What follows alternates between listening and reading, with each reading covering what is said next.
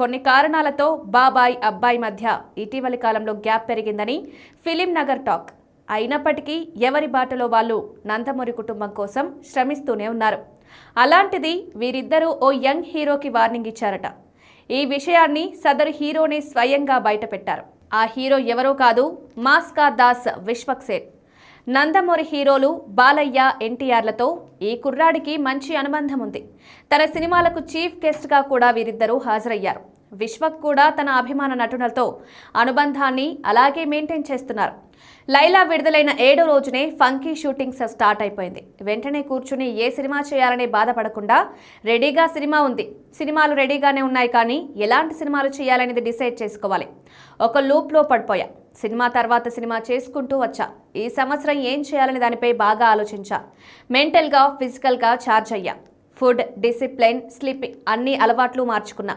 ఇప్పుడు స్పీడ్ తగ్గించి ఏ సీన్ చేసినా అదిరిపోవాలని కష్టపడ్డా. ఎన్టీఆర్, బాలయ్యలు నన్ను తమ్ముడిలా చూసుకుంటారు.